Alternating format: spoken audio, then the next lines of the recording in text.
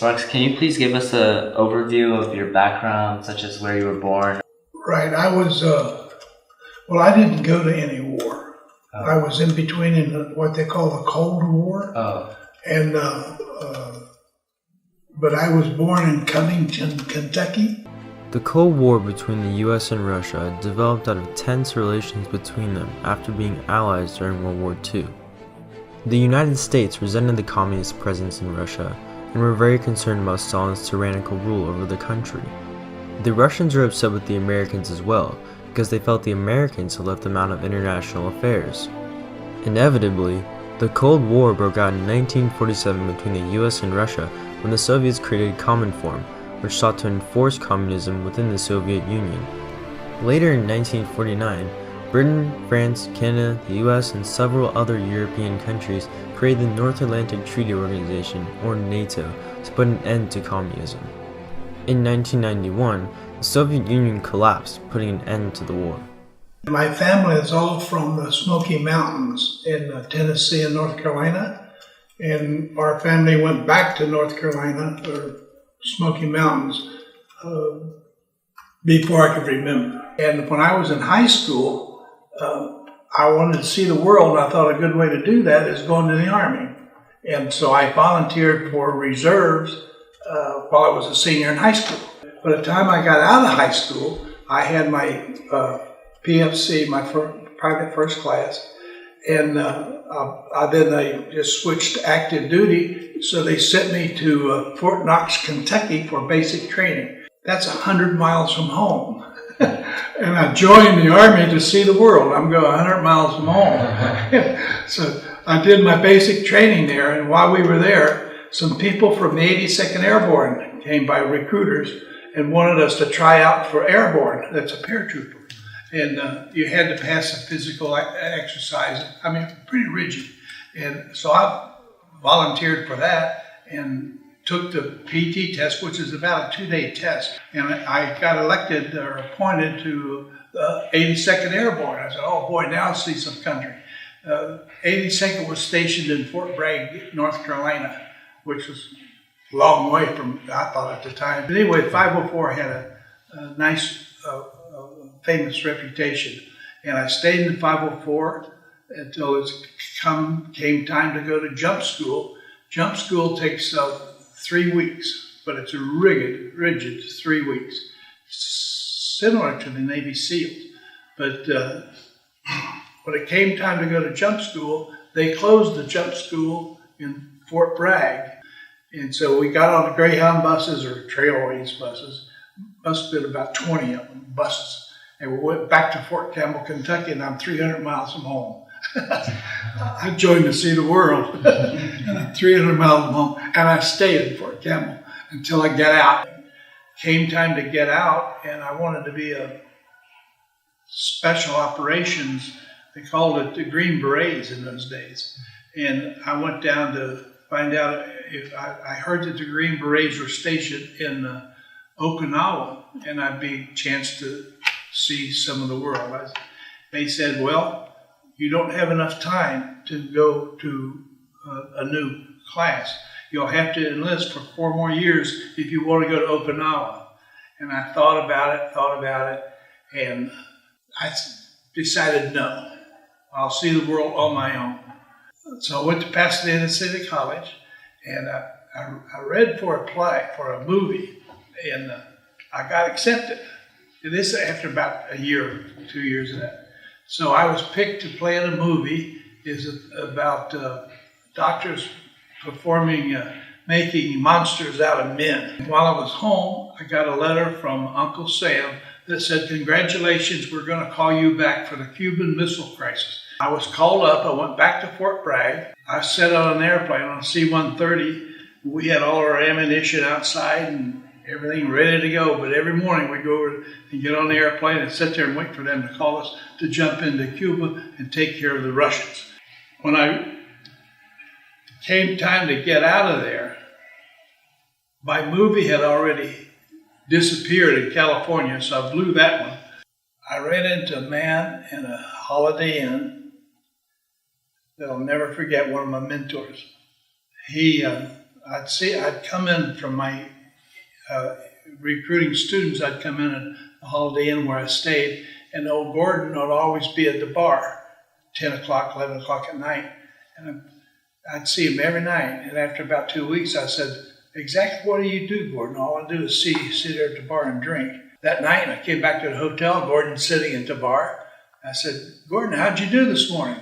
He said, "I don't know. I haven't counted them yet." And he gave me a stack of contracts, and 17 of them. He had sold 17 sets of pots and pans that morning. So I started selling pots and pans to school teachers. That's how I got back to California. Matter of fact, I came to California and I sold $90,000 worth of pots and pans within the first 90 days I was here, just breaking all kinds of records.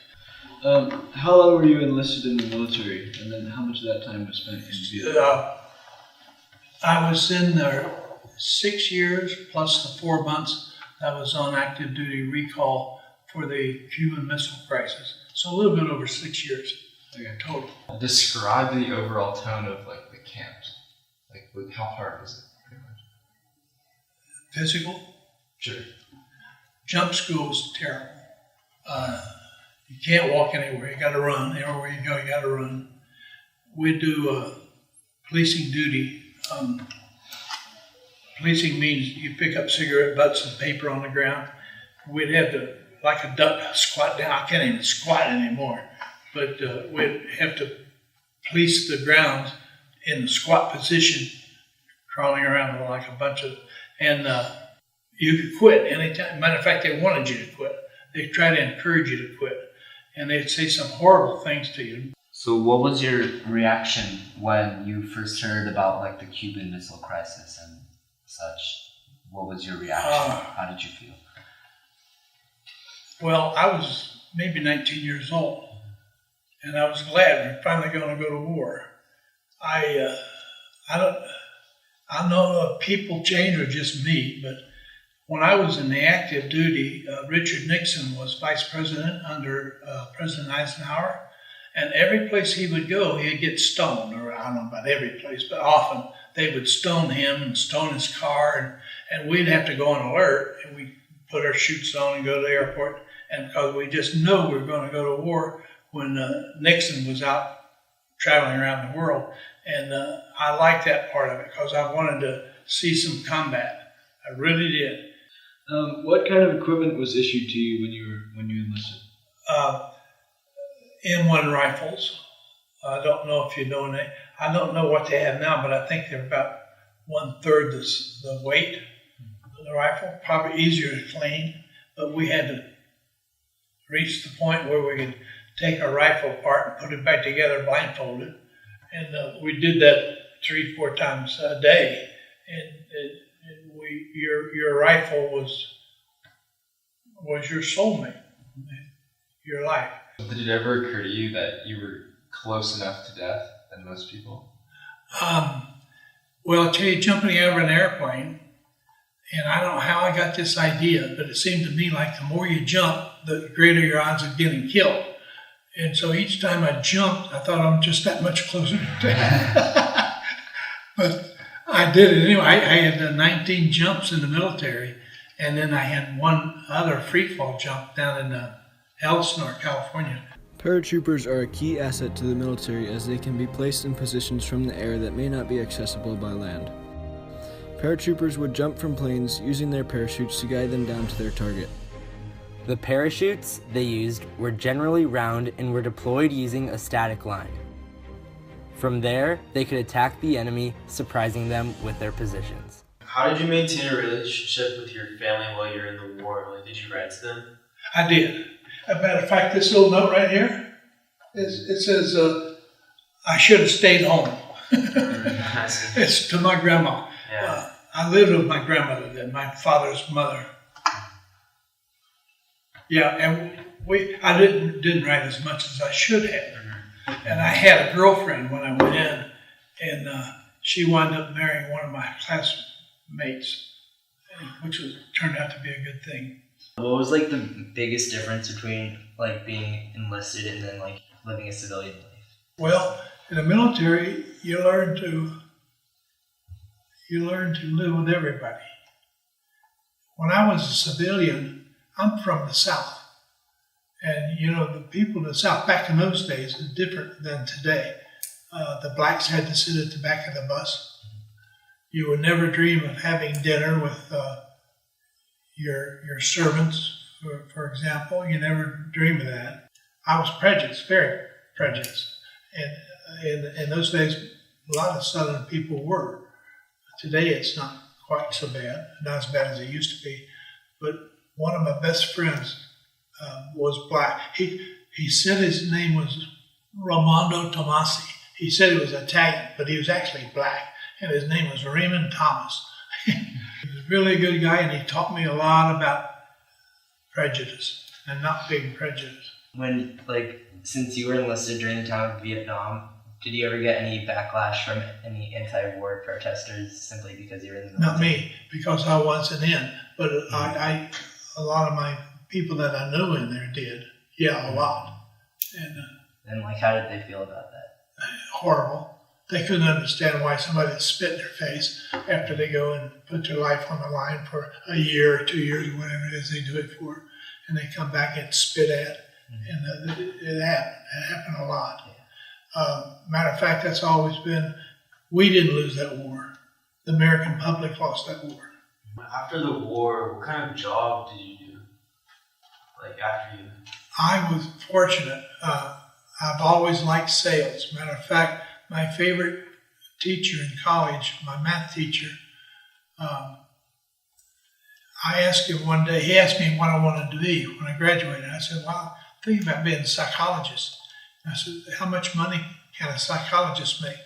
He said, well, if you get yourself a PhD, he said, you could probably make $900 a month. And I said, I make more than that now. I'm selling vitamins and those things. I'm making $1,000 a month. And he says, do you like what you do? I said, of course I like it. He said, well, some people don't need a degree.